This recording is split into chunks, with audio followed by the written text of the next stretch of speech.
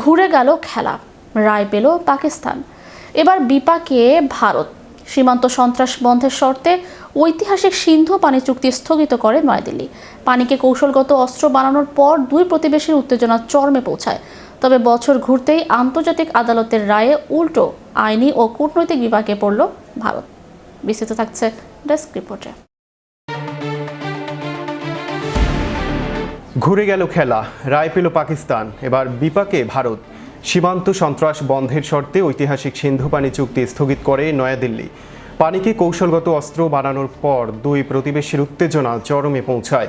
তবে বছর ঘুরতেই আন্তর্জাতিক আদালতের রায় উল্টো আইনি ও কূটনৈতিক বিপাকে পড়ল ভারত। আর দীর্ঘদিনের আইনি লড়াইয়ের বড় জয় পেল পাকিস্তান। আন্তর্জাতিক সালিসিয়া আদালতে পানি বন্টন ইস্যুতে পাকিস্তানের করা আবেদনকে সমর্থন করে চূড়ান্ত রায় দিয়েছে। গত 15 মে পিসি স্পষ্ট জানিয়ে দিয়েছে, সিন্ধু পানি চুক্তি এখনও পুরোপুরি কার্যকর এবং কোনো রাষ্ট্রই একতরফাভাবে এই আন্তর্জাতিক চুক্তি স্থগিত করতে পারে না। আদালতের এই রায়ের মধ্য দিয়ে একতরফা স্থগিত আদেশ দেয়া ভারতের উপর যেমন তীব্র আন্তর্জাতিক চাপ তৈরি হলো, তেমনি নদী অববাহিকার সুরক্ষায় ইসলামাবাদের অবস্থান এক ধাক্কায় অনেক বেশি শক্তিশালী হয়ে উঠল।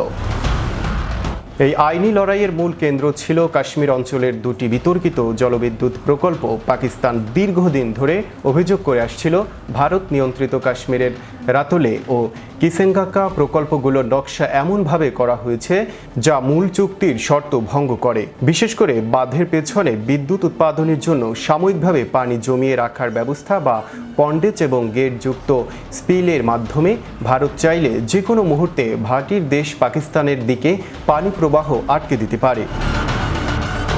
আন্তর্জাতিক আদালত পাকিস্তানের এই প্রযুক্তিগত আশঙ্কাকে সত্য বলে স্বীকৃতি দিয়েছে এবং পশ্চিমাঞ্চলীয় নদীগুলোতে ভারতের পানি নিয়ন্ত্রণের ক্ষমতার উপর চুক্তির বাস্তব সীমাবদ্ধতা আরোপ করেছে। আদালতের এই রায় আসার পরপরই দুই দেশের মধ্যে বাগযুদ্ধ নতুন করে ছড়িয়ে পড়েছে। বরাবরের মতোই ভারতে আন্তর্জাতিক সালিসি প্রক্রিয়ার বৈধতা নিয়ে প্রশ্ন তুলছে।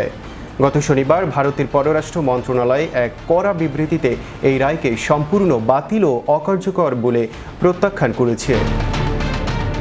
নয়াদিল্লির দাবি, তারা এই আদালতের এখতিয়ারকে স্বীকার করে না এবং পেহেলগাম হামলার পর চুক্তি স্থগিত রাখার যে সিদ্ধান্ত ভারত নিয়েছিল তা বহাল থাকবে।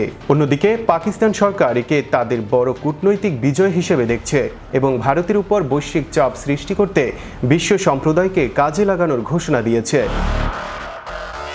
বিশেষজ্ঞদের মতে গত বছরের মে মাসে দুই দেশের মধ্যকার সামরিক সংঘাত ও বিমান চলাচল বন্ধের পর থেকে ভারত পাকিস্তান সম্পর্ক কার্যত স্থবির। এই পরিস্থিতিতে আন্তর্জাতিক আদালতের রায় ভারতের উপর মনস্তাত্ত্বিক চাপ তৈরি করলেও বাস্তবের প্রভাব সীমিত হতে পারে, কারণ ভারত আন্তর্জাতিক আইন কাঠামো মানতে সরাসরি অস্বীকৃতি জানাচ্ছে। Riyad Shikder, channel Europe, international desk.